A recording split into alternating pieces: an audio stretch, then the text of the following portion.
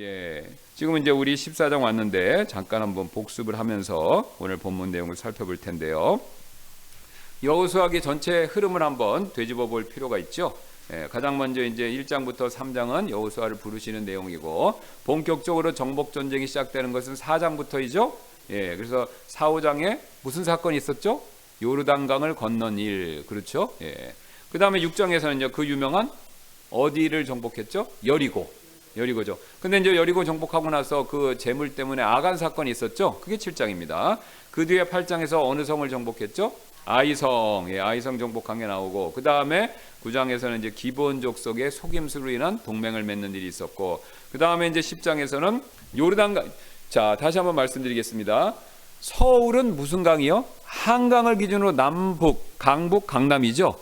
이스라엘은요, 요르단강이 위아래로 흐릅니다. 요르단강을 기준으로 요르단 동쪽, 요르단 서쪽 이렇게 나누는 겁니다. 그런데 이제 우리가 보통 이스라엘이 상속받은 가나안이라고 얘기할 때 좁은 지역은 요르단강 서쪽만 얘기합니다. 나중에 동쪽 지역은 사실 이제 유야무야가 되죠. 예, 이제 그 족속들이 이제 그 지파들이 이제 사라지면서 주로 이제 가나안, 그러면 좁은 의미로 얘기할 땐 요르단강 서쪽 지역만 얘기하는데, 어쨌든 동쪽 지역은 이미 유대인들이 이제 모세 시대 때 이미 이스라엘이 정복을 했죠. 그래서 10장에서 이제 요르단강 서쪽 지역, 예, 서쪽 지역에 남부의 정복 전쟁이 있었고, 11장에서는요 북부 지역에 정복 전쟁이 있었고, 그다음에 다 이제 정복을 했으니까 요르단강 동쪽도 했고 서쪽도 했으니까 이제 뭐 해야 됩니까? 땅을 분배해야 되죠. 그럼 당연히 12장부터는 정복한 왕들과 지역의 몽들이 나오면서 13장에서부터 땅에 대한 배분들이 나옵니다. 자, 제가 이제 나눠드린 유인물 보시면 여기 이제 뒤에 나오는 여호수아기 순서가 어떻게 되는지 여기 나오죠. 이제 요걸 참고하시면 됩니다. 그래서 우리가 지난주에 살펴봤던 것처럼 남은 땅과 그 땅을 차지하는 방법에 대해서 1절부터 7절 얘기했고, 8절부터 33절은 세 지파, 두 지파 반이죠. 왜냐하면 레위 지파는 빠지니까 르벤, 갓 지파, 므낫세, 반 지파 이렇게 할당받은 게, 분배받은 게 나오고, 오늘은 이제 그럼 나머지 몇 지파 되겠습니까? 9지파하고 므낫세, 반 지파 이렇게 되는 거죠. 자, 그러면서 오늘 갈렙의 이야기가 나옵니다. 자, 그래서 이제 여기 보시면 오늘 이게 본문의 땅 배분에 대한 내용이 이제 드디어 이제 요르단강 서쪽 지역에 9지파 반에 대한 분배 얘기가 나오는데, 자, 오늘 본문 말씀을 보시면 여기 흥미로운 게 나오죠. 땅 분배 방법에 대해서 2절에 이렇게 말씀합니다. 주께서 모세의 손으로 명령하신 대로 그들의 상속 재산을 제비 뽑아 9지파와 반 지파에게 주었더라. 자, 질문 한번 드릴게요. 왜 제비를 뽑았을까요?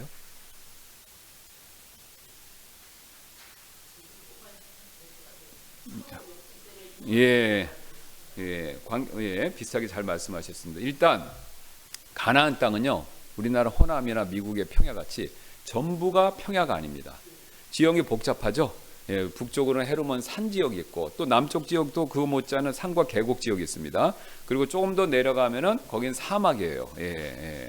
그 다음에 그러니까 사막, 계곡, 평야, 그 다음에 호수도 있고, 지형이 우리보다 크지도 않은데 복잡 다양합니다. 그러면 이 복잡 다양한 땅에서 땅을 배분할 때 누구든지 다 평야 좋은 땅 갖고 싶죠. 그런데 보세요. 만약에 모세나 지금 그 대제사장의 엘리아살이죠. 엘리아살인데, 모세가 당신 뭐 유다 지파는 여기 이렇게 해서 임의로 막 지어주면 그 뒤에 뭐가 생기겠습니까? 불공평의 문제가 생겼다고 해서 갈등과 분열이 생길 수밖에 없습니다. 그렇기 때문에 이 문제를 해결하기 위해서 하나님이 정해 주셔야 되잖아요. 그러면 하나님이 정해 주시는 최고의 방법 중에 하나가 뭐냐면 제비뽑기입니다. 제비뽑기. 그래서 분열과 불공정에 따른 분열과 그 다음에 다툼의 문제를 해결하기 위해서 제비뽑기 방법을 씁니다. 제비뽑기. 자, 그래서 우리 아시는 것처럼 제비뽑기는 잠언 16장 33절에 제비는 내려뜨린 옷자락 속으로 던져지나 그것의 모든 배분은 주께 속하느니라. 그 다음에 잠언 18장 18절이 오늘 방금 제가 말씀드리는 내용을 직접적으로 이게 설명하는 내용인데요. 제비 뽑는 것은 다툼을 그치게 하고 힘센 자들 사이에서 나누느니라. 그렇죠? 자, 여러분 어렸을 때 해보셨을 거예요. 그 형제나 자매나 이렇게 있으면은 빵 같은 거 누가 더 큰 거 먹냐? 엄마 아빠가 사는데 조금 더 큰 거 작은 거 있잖아요. 그러면 서로 내가 먹겠다, 네가 먹겠다, 형이다, 누나다 막 하면 가위바위보 하죠. 가위바위보 해갖고 이긴 사람. 그러면 이제 잠잠해집니다. 억울하긴 하더라도. 그래서 잠언 말씀이 그잖아요. 제비 뽑는 것은 다툼을 그치게 하고. 그렇죠. 예. 누구한테 맡기는 거예요. 이제 세상 사람들은 하나님을 딱히 인정하지 않으니 운이라고 그러지만 그 운을 주장하시는 분이 누구예요? 하나님이세요. 자, 다시 한번 말씀드리겠습니다. 이 세상에 운이란 것으로 사람들이 불신자들이 얘기하지만 그 운마저도 주관하시는 분이 누구세요? 하나님이십니다. 하나님이세요. 그러니까 이 세상에 하나님의 손을 떠나서 존재하고 돌아가는 일은 이 세상에 그 어떤 것도 없습니다. 그 어떤 것도 없어요. 우리는 그걸 운이라고 안 가르고 우리가 좀 어려운 말로 섭리라고 그러는 거죠. 하나님은 섭리적으로 이 세상을 이끌고 계십니다. 근데 하나님이 섭리적으로 너무 잘 이끄시기 때문에 하나님이 일하시는 방식이 안 보여요. 그래서 우리가 신앙이 없고 믿음이 없으면요, 하나님이 일하시는 것을 전혀 눈치챌 수가 없어요. 여러분 스파이 영화 보신 적 있으세요? 거기 보면 세계 정상급의 스파이들, KGB, CIA들은요 자기가 일하는 거 티 안 내요. 그렇죠? 뭐 국가 지도자 암살, 국가 붕괴, 뭐 그죠? 무슨 사건, 뭐 핵탄두 미사일 뭐 이런 거 할 때 그런 거 보면요 티 안 나죠?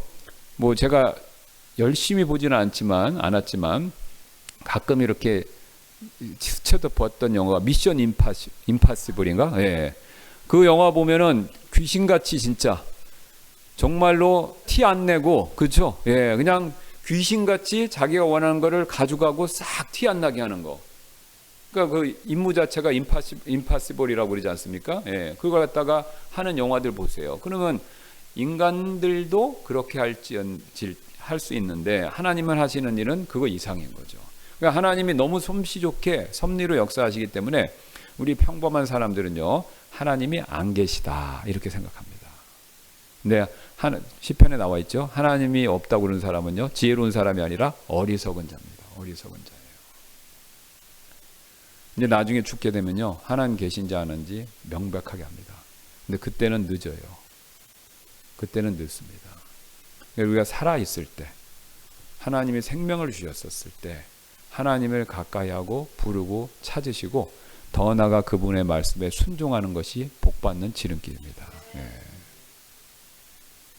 그래서 오늘 그런 같은 맥락에서 이 분배한 땅을 나눠줄 때 제비를 뽑아서 하나님이 정해주시는 것에 따라 그걸 갖는데 유대인들은 기록에 따르면요 제비 뽑을 때 항아리 두 개에다가 양쪽 그 제비들을 양쪽에다 넣는다고 합니다. 그러니까 오늘도 보시면 그게 맞아요. 지금 이 제비를 뽑는 것과 관계된 사람이 누구냐면 여호수아하고 엘리야살이거든요. 두 사람이에요. 그 다음에 각 지파에 우두머리들이 나오는데, 그러니까 한쪽에는 지파들의 그러니까 9지파 반의 이름이 있겠죠. 또 한쪽에는 뭐가 있냐면 그거에 해당하는 땅들이 나오겠죠. 그러면 누가 어느 쪽을 뽑았는지 모르지만 하여튼 여호수아나 엘리야살 그 둘 중에 하나가 이걸 하나씩 뽑고, 그러니까 딱 남은 유다 지파 어디 이렇게 나오는 겁니다. 그러니까 부정이 있을 수가 없죠. 예. 이렇게 해서 딱 나눠졌는데 이 과정에서 오늘 예외가 나왔습니다. 바로 누구냐면 갈렙이 땅을 얻는 과정은 이 방법을 쓰지 않았다라는 거죠. 오히려 갈렙이 누굽니까? 그 여호수아와 함께 정탐꾼 노릇을 했죠. 12명 중에서 2명이죠. 예, 갈렙이 모세가 과거에 약속했다라는 것을 들고 나오면서 오늘 6절부터 9절에 이런 얘기를 합니다. 유다 지파 사람들과 여호수아가 나와서 14장 6절부터 9절에 이런 얘기를 하는데요.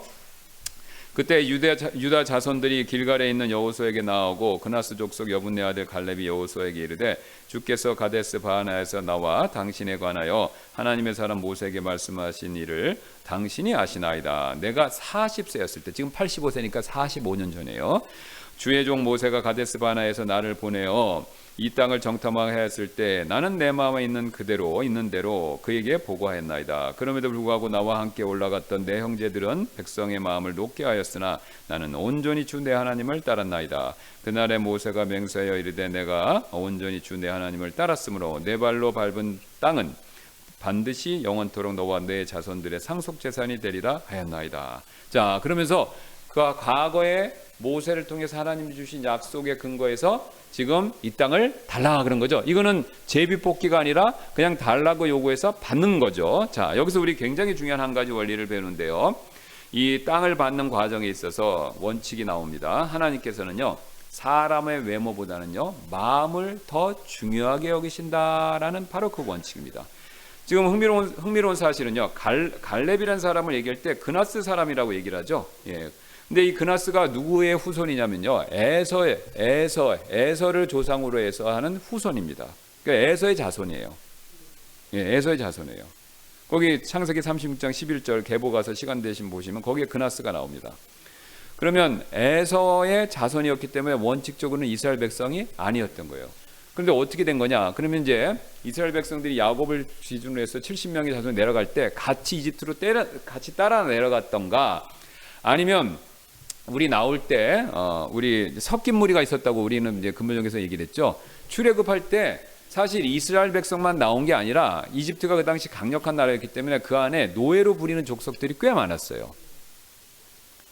근데 그 중에 이제 일부로서 이 사람들로 같이 나왔을 가능성이 있는 겁니다. 실제로 이제 노예로 그 족속이 누군지는 얘기는 안 해요. 섞인 무리라고만 얘기하고. 그러나 어쨌든 같이 나온 거예요. 그리고 또 연구하는 분들, 성경 연구한 분들은 추정컨대 그 중에는 유대교로 개종한 이집트인들도 있을 수 있다 생각하는 거예요. 근데 그게 타당성이 있습니다. 왜냐하면 그 섞인 무리가 나중에 원망 불평할 때 민수기에서 대표적인 역할을 해요. 그러니까 이제 이스라엘 백성들은 이상하죠. 원망 불평이 생기면 항상 이집트로 간다고 그래요. 항상 이집트로. 그러니까 거기에 이집트 사람이 섞여 있었을 가능성도 굉장히 높은 겁니다. 이건 추정입니다. 어쨌든 언제 들어갔는지는 모르지만 이 에서의 후손이 되는 그나스 사람들이 지금 이스라엘 백성들에게 있었고, 갈렙은 이 사람들의 후손 가운데 한 명이었다라는 거죠. 그러니까 이 사람은 원래는 언약과는 상관이 없는 사람이었습니다. 특이한 건요, 갈렙이라는 이름이 히브리어 말의 뜻이요, 온 마음이에요. 온 마음. 갈렙의 마음이 온 마음. 그러니까 갈렙은요, 글자 그대로 자신의 이름 그대로 하나님 앞에 온 마음을 다하는 사람이었다. 이것을 오늘 명백하게 보여주고 있죠. 자, 왜 그랬습니까? 그가 얘기한 대로 40살 때 12 보냈는데 10명은 부정적으로 보고하고 2명 누구죠? 여호수아하고 갈렙, 이 두 사람만 하나님 앞에서 올바른 보고를 딱 내었었죠. 그런데 그렇게 올바른 보고를 냈음에도 불구하고 10명이 잘못된 말을, 오늘 방금 얘기한 대로 다른 형제들이 백성의 마음 높게 만들었기 때문에 이건 업보는 불교 얘기니까 이제 좀 이해하기 쉽게 그 업보로, 업보는 성경적인 얘기가 아닙니다. 그러니까 예를 들어서 말씀드린 겁니다. 오해하지 마세요. 그 업보로 자기는 하나님 앞에서 올바로 행동했는데 여호수아와 함께 나머지 사람들의 잘못으로 38년간 광야 생활을 할 수밖에 없었던 사람입니다. 그렇죠? 그런데도 어땠습니까? 그는요, 성실했어요. 그리고 아까 읽을 때 분명히 얘기했듯이 그는 모든 전쟁에 참여했던 용사였고요. 원망 불평 안 하고 피하지 않고 이 여호와의 전쟁에 맨 앞장섰던 사람 가운데 한 명이었다는 거죠. 그래서 14장 8절에 그가 이렇게 얘기하죠. 그럼에도 불구하고 나와 함께 올라갔던 내 형제들은 내 백성의 마음을 높게 하였으나 나는 온전히 주 내 하나님을 따랐나이다. 여기서 온전이라는 단어가 굉장히 중요한데요. 이게 갈렙의 삶과 사역을 잘 보여주는 표현이 됩니다. 이게 원래 온전이라는 말이 뭐냐면 항해 용어예요. 바다에서. 그러니까 배가 딱 목표를 잡고 정하면 해로에 따라서 그 길을 계속 가죠. 풍랑이 치든 바람이 불든 역풍이 불든 배는 어떻게 합니까? 계속 가는 거죠. 이게 그 온전히 그림입니다. 그러니까 여호수아가 어떻게 따랐다는 거예요? 하나님을 온전히, 하나님을 우표로 삼고 그분이 구름 기둥 불 기둥으로 인도하시면 자기는 그 주변에 어떤 거 보지도 않고 계속 하나님만 따랐다. 이 얘기를 하는 겁니다. 즉 어떤 상황 가운데서도 흔들리지 않고 누구만 따라갔다? 하나님만 따라간 사람, 그 사람이 저 갈렙입니다. 이렇게 자신의 신앙 고백을 하고 있는 거죠. 자, 그렇다면 우리도 갈렙처럼 이런 신앙생활을 해야 되는데, 그럼 구체적으로 우리가 어떻게 할 수 있을까요? 라고 했을 때 첫 번째, 여러분, 우리 다른 사람들의 압력 속에서 흔들리면 안 됩니다. 이 갈렙처럼 우리가 온전히 하나님을 따르려면요, 주변 사람들로부터 푸시와 압력이 있을 때 흔들리기 쉽죠. 절대 이럴 때 흔들리면 갈렙 같은 신앙생활을 하실 수가 없습니다. 자, 정탐꾼들 보고했었을 때 10명이 자기하고 반대했죠. 얼마나 압력이 있었습니까?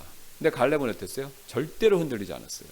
민수기 13장 30절 말씀 보면요, 이에 갈렙이 모세 앞에서 백성을 진정시키고, 자, 10명이 부정적인 얘기를 하니까 백성들이 막 흔들리는 거예요. 그러니까 갈렙이 모세 앞에서 백성을 진정시키고 이르되 우리가 당장 올라가서 그 땅을 소유하자. 이는 우리가 능히 그것을 이길 수 있기 때문이라 하더라. 대단하죠. 10명이 흔들어서 이스라엘 백성 전체가 막 원망 불평으로 울고 불고 난리 났는데, 진정하라. 우리가 가서 얻을 수 있다. 싸워서 획득할 수 있다. 굉장히 담대하게 얘기를 하죠. 주변 사람들의 압력에 흔들리지 않는 모습을 보여줍니다. 그 다음에 이스라엘 백성들이 그걸 안 받아들이죠. 그러니까 어떻게 합니까? 갈렙하고 여호수아를 오히려 어떻게 했어요? 돌로 치려고 그랬죠. 자, 그때도 그는 흔들리질 않았어요. 자신의 믿음을 굽히지 않았다는 거죠. 그 민수기 14장 6절 7절 9절 보면요, 그 땅을 탐지하던 자들 중에 눈의 아들 여호수아와 여분의 아들 갈렙이 자기들의 옷을 찢고, 그들이 이렇게 하는 걸 보고 옷을 찢은 거예요. 여러분, 성경에서 옷 찢는 건 마음 찢는 거죠. 예, 자신의 마음을 찢고 이스라엘 자손의 온 무리에게 말하여 이르되 우리가 두루 다니며 탐지한 땅은 심히 좋은 땅이니라. 오직 너희는 주를 대적하여 반역하지 말며 또 그 땅의 백성을 무서워하지 말지니. 자, 보세요. 이는 그들이 우리를 위한 양식이기 때문이라. 요즘 말은 뭡니까? 우리 밥이다 이거죠. 우리 밥이라는 거죠. 그들의 보그늘은 그들에게서 떠났고 주께서 우리와 함께 하시느니라. 그들을 두려워하지 말라더라. 흔들리지 않고 믿음으로 전진했던 그 모습, 이게 갈렙의 신앙이다라는 거죠. 자, 그래서요, 저와 여러분이 신앙생활 갈렙과 같이 승리하는 삶을 사시려면요, 주변에 있는 다른 사람이 뭐라고 하더라도요, 우리는 항상 하나님을 따르고 하나님 편에 서셔야 됩니다. 왜냐하면요, 우리가 하나님 편에 설 때요, 하나님이 내 편이 되어주세요. 시편 118편의 6절에 얘기했죠. 주께서 내 편에 계시니 내가 두려워하지 아니하리로다. 사람이 내게 무엇을 할 수 있으리요. 잘 하시는 말씀이죠. 근데 여러분, 여기 함정이 있을 수 있습니다. 주의하실 점이 있는데요, 우리는 보통 이렇게 생각하시는데, 이렇게 생각하시면 함정에 빠질 수 있어요. 내가 있는 내 위치에 하나님을 끌어다가 하나님 내 편이 되기를 바라는 거예요. 그래서 내 입장이 맞다 하고 하면 그건 우기는 겁니다. 우리가 하나님 쪽으로 가서 하나님 편이 돼야 돼요. 그러니까 내가 어려움이 있으면 내 어려움만 내 입장 가지고 하나님한테 하소연하고 울고불면서 나만 하나님이 인정하고 지지해 주세요라고 하면 함정에 빠질 수 있어요. 그렇게 되지 않으려면요, 성경 말씀과 자신을 잘 객관적으로 보셔서, 하나님이 뭐라고 말씀하시는 걸 정확히 이해하시고 내가 그 하나님 편에 가서 서야 되는 거예요. 갈렙은, 여호수아는 내 입장이 맞으니까 하나님 내 편에 되어주세요, 그런 식으로 얘기는 안 했어요. 자기가 하나님 편에 가서 하나님 우리에게 주셨다, 이게 하나님이 우리 하나님과 함께하면 승리할 수 있다, 자기가 하나님 편에 가서 하나님이 내 편이 되신다고 그랬지, 내 편이 하나님이 돼서 오셔서 나를 지지하라는 식으로 얘기를 안 한 겁니다. 이걸 놓치면요, 마치 나 중심의 신앙이 될 수 있습니다. 내가 잘못하는데도 하나님 내 편 되어달라, 이렇게 오해를 하는 거죠.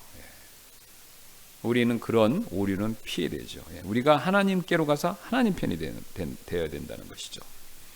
자, 그 다음에 두 번째로, 부당한 손해를 보더라도 좌절하지 말아야 됩니다. 우리가 부당한 손해를 보면 좌절하기가 쉬우시죠? 지금 갈렙이 대표적인 사람이에요. 여호수아하고 자기는 믿음으로 얘기했어요. 옷도 찢었습니다. 이스라엘 백성들에게 이게 우리 밥이니까 절대로 그러면 안 된다, 권면도 해줬어요. 그런데 어떻게 됐습니까? 자기가 짓지도 않은 죄 때문에 38년간 같이 고생했어야 돼요. 같이 고생을 했죠. 그런데도요, 그는요, 답답한 사람들아, 당신들 때문에 내가 고생해, 이런 원망과 불평을 내뱉지 않았다는 겁니다. 갈렙이요, 원망하지 않고 신실할 수 있었던 것은요, 그는 하나님 중심의 시야를 가지고 있었기 때문에 그렇습니다. 여기 보시면 민수기 14장 24절에 보면 하나님이 이런 평가를 내려주세요. 오직 내 종 갈렙은 다른 영을 지녀 나를 온전히 따랐기 때문에 그가 갔던 땅으로 내가 그를 데리고 들어가리니. 여기서 다른 영을 가졌다 이겁니다. 그러면 이스라엘 사람들과 갈렙, 여호수아가 가졌던 다른 영이 뭡니까? 하나님 중심의 시각이죠. 구체적으로 뭡니까? 이거 하나님이 주신다고 그랬잖아요. 그러니까 하나님의 약속을 믿고 하나님 중심으로 생각하면서 앞으로 나가야 되는 거죠. 그러니까 갈렙이 그걸 딱 기억하고 있었기 때문에 38년의 어려움이 있지만 결국 우리는 어디로 들어간다? 가나안 땅으로 들어간다. 이 생각을 했기 때문에 그는 원망 불평을 하지 않았던 겁니다. 이스라엘 백성들이 원망 불평할 때 결정적인 이유는요, 우리가 과연 가나안 땅에 갈 수 있었을까? 근거가 있어요. 항상 하는 말이 있어요. 모세가 우리를 이 광야에 끌고 나와서 죽게 한다는 거예요. 그렇죠? 물이 없으면 목말라 죽게 한다. 빵이 없으면 배고파 죽게 한다요. 아니 이민족 쳐들어오면 우리가 그들의 칼날에 죽게 한다는 거예요. 근데 그게 하나님 계획입니까? 아니죠. 하나님은 그들을 가나안 땅으로 인도하시는 거예요. 근데 그들은 항상 현실만 보고 자기의 부족한 것만 보고 원망 불평에 빠지는 거죠. 근데 갈렙과 여호수아는 그렇지 않았습니다. 약속, 하나님의 시각으로 이 상황을 봤기 때문에 그들은요, 원망과 불평 대신에 용기와 담대함을 가지고 오히려 다른 사람들을 위로하고 격려까지 했던 거죠. 여러분, 고난을 견디는 사람은요, 현재 자기 상황만 보는 사람이 아니라 미래에 하나님의 약속을 볼 줄 아는 사람입니다. 그래서 이런 말이 있죠. 환경을 보면 원망이 나오고 하나님을 보면 신실함이 나옵니다. 그렇죠? 우리 하나님은 항상 우리에게 선하고 좋은 것을 주시는 분이기 때문에 그 하나님 바라보면요, 우리의 마음에 신뢰와 평안이 생깁니다. 여러분, 하나님 바라볼 때 불안한 거, 염려, 걱정되고 그 다음에 포기하고 싶은 마음 드신 적이 있으신가요? 그건 아니죠. 하나님을 바라보면 항상 하나님은 우리에게 좋은 것들을 주세요. 그래서 갈렙은요, 하나님이 약속하신 미래가 지금의 고난보다 크다라는 믿음을 가지고 있었기 때문에 그는 불평하지 않았습니다. 같이 38년 동안 광야에서 헛된 고생을 했다 하더라도. 그래서 히브리서 11장 6절에 이런 말씀이 있죠. 이는 그분께 나아가는 자는 반드시 그분께서 계시는 것과 또 그분께서 부지런히 자신을 찾는 자들에게 보상해 주시는 분이심을 믿어야 하기 때문이라. 여러분, 우리가 우리 현재에 낙담하지 않고요, 하나님 바라보시고요, 하나님을 찾으시면요, 하나님이 다 보상해 주십니다. 보상의 내용은 틀려요. 다 각각의 영적인 것일 수도 있고 마음의 문제이실 수도 있고 또 재물이 어려워서 경제적인 어려우면 그런 것들이 될 수도 있습니다. 근데 하나님을 부지런히 찾고 의지하시고 신뢰하면요, 하나님의 보상은 반드시 따를 수밖에 없습니다.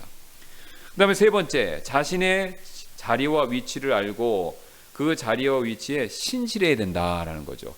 여러분, 재밌는 건요, 12명 중에 2명 여호수아하고 갈렙이에요. 근데 여호수아하고 갈렙만 살아남았어요. 그죠?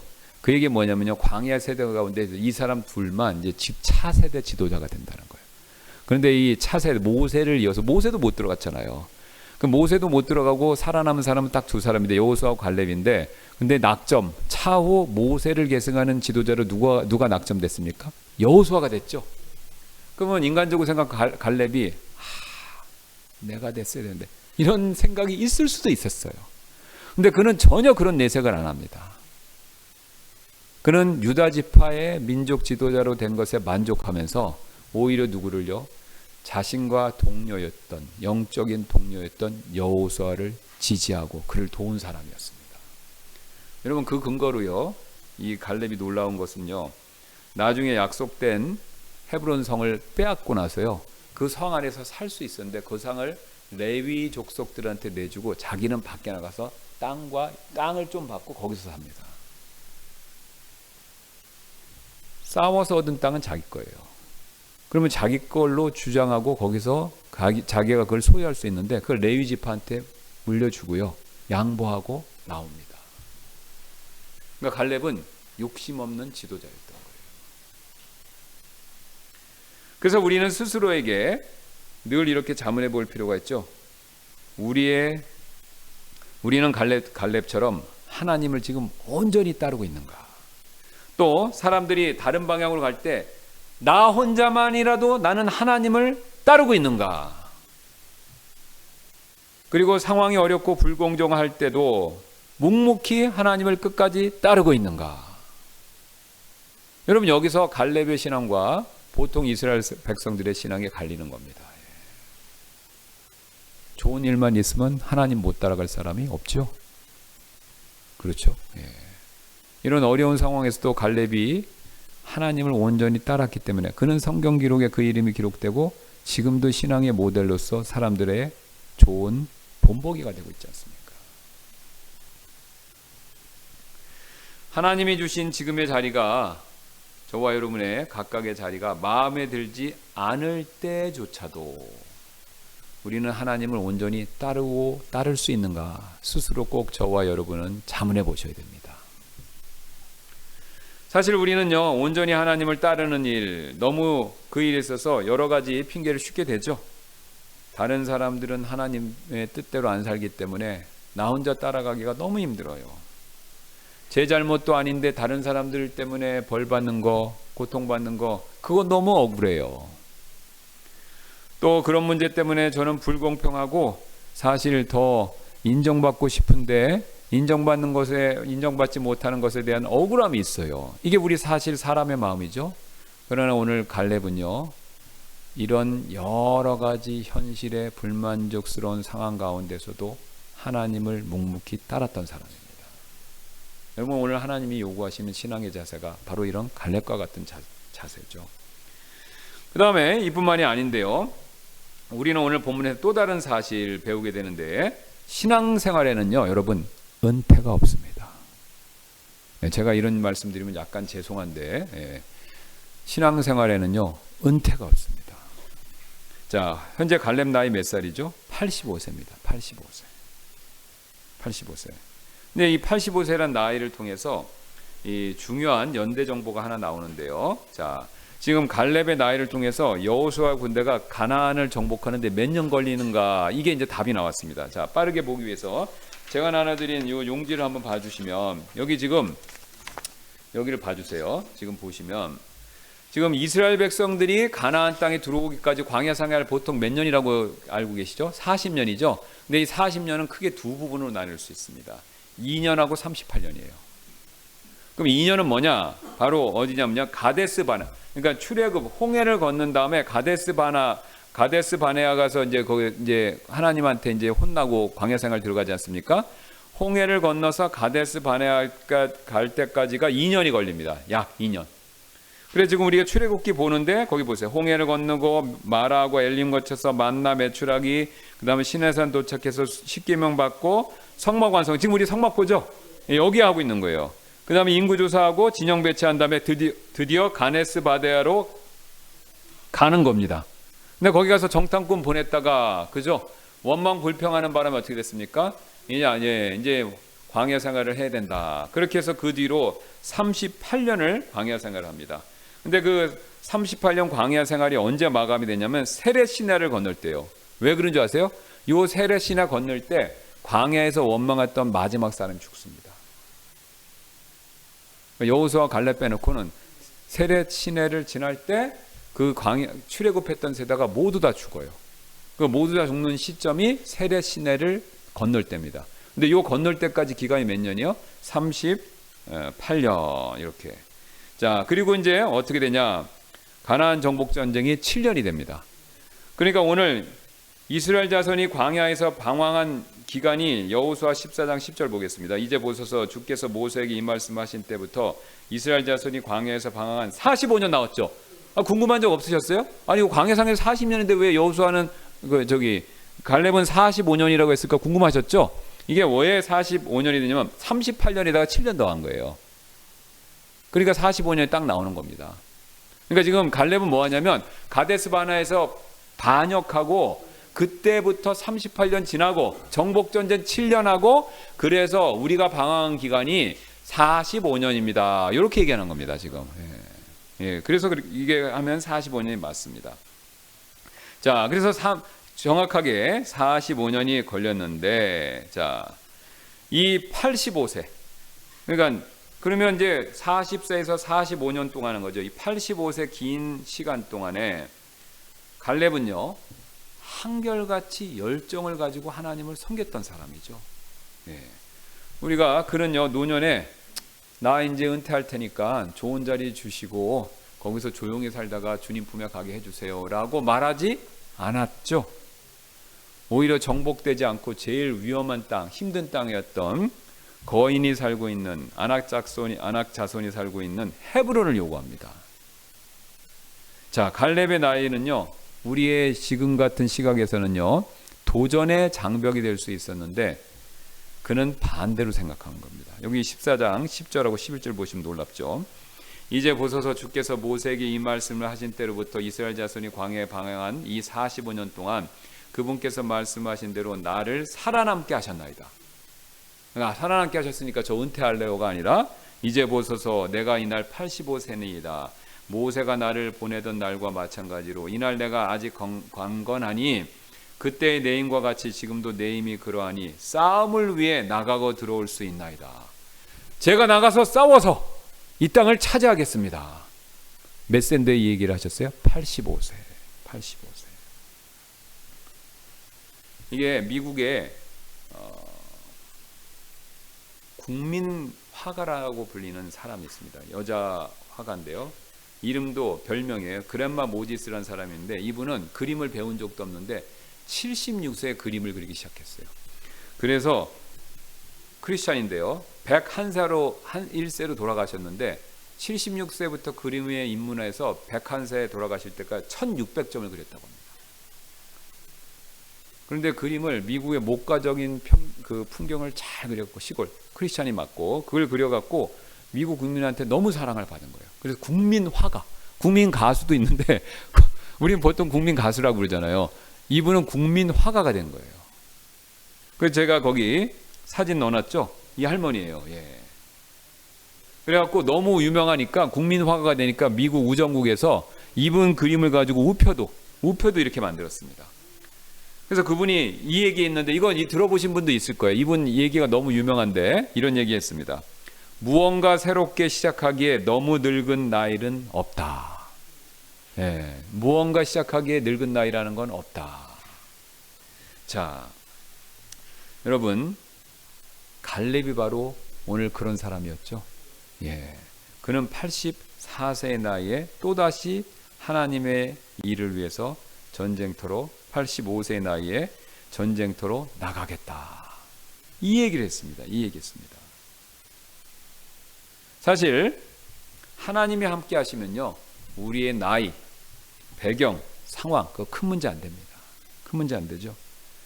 성경을 보시면요, 여기 보시면 14장 12절에 후반부에 갈렙이 이런 얘기죠. 만일 이같이 주께서 나와 함께 하시면 주께서 이르신 대로 내가 그들을 능히 쫓아내리이다. 성경에 보면요, 하나님이 나이 들어서 부름받고 크게 쓰신 분들이 많죠. 대표적으로 누굽니까?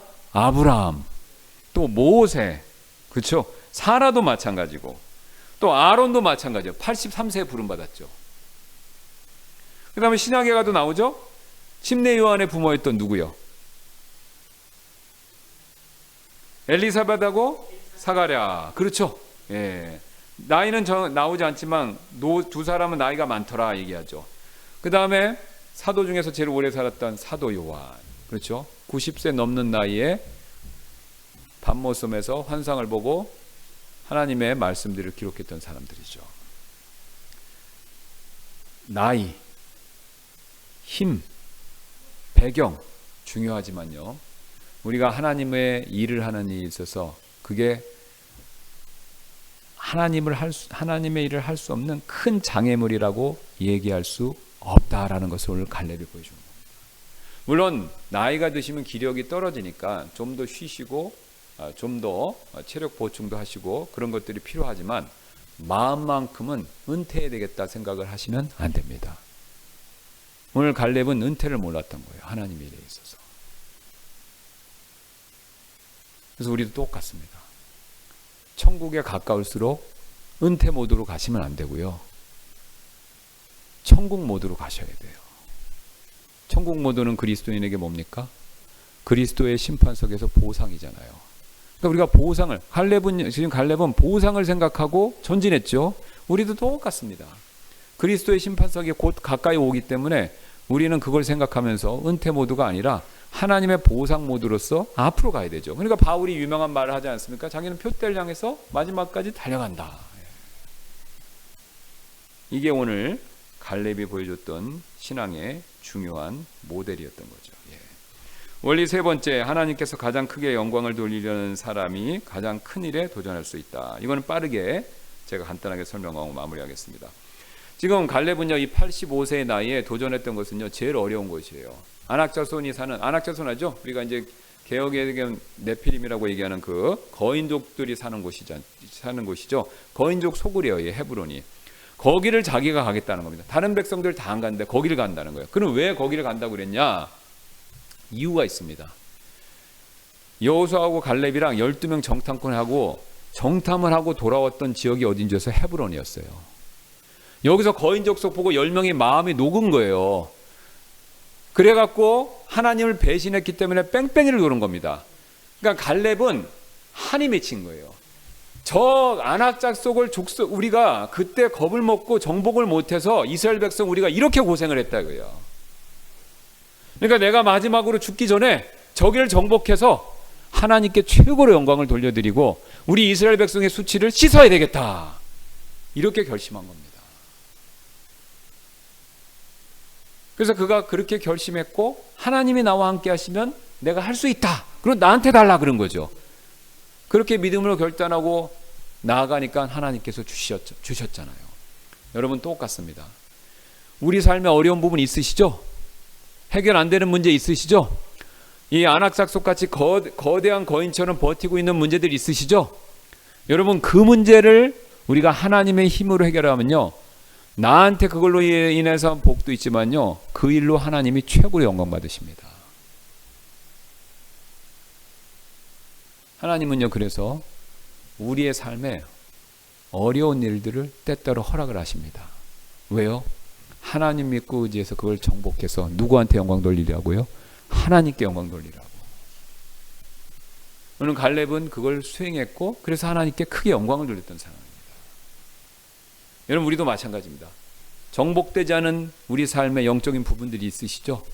여러분 거기를요 방치하시면 안 돼요. 지금 헤브론이 무섭다고 안악자손 거인들이 있다고 벌벌벌 떨면서 이스라엘 백성들 가운데 아무도 나서지 않으면요, 그 땅은 영원히 이스라엘 백성들의 상속재산이 될 수가 없는 겁니다. 저와 여러분도 마찬가지예요. 우리의 삶의 영적으로 정복 안 되는 게 있어요. 정말로 어렵구나 하는 부분이 있어요. 삶에 어떤 문제들이 있어요. 그래서 매번 하지만 실패하고 또 두려워서 못하고 그런 부분들이 있을 때 우리는 후퇴해서는 안 됩니다. 방치하면요 절대 정복이 안 돼요. 오히려 갈렙처럼 이걸 내가 믿음으로 정복해서 하나님께 영광 돌려야 되겠다, 이 마음을 가지시고 도전할 때 하나님이 함께 하십니다. 네. 그리고 그 결과로 하나님께서 영광을 받으시는 거죠. 여러분 하나님은 그거를 우리에게 원하고 계십니다. 그래서 우리는요 계속 도전해야 돼요. 이 헤브론은요 한 번에 회복된 게 아니라 또 싸우고 또 뺏고 또 싸우고 또 그게 반복됩니다.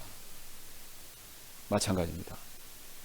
우리는 계속 도전해서 그것을 뺏고 그 결과로 하나님께 영광을 돌릴 때 하나님께서 그걸 기뻐하시고 그 일로 인해서 우리에게 큰 축복이 되는 거죠.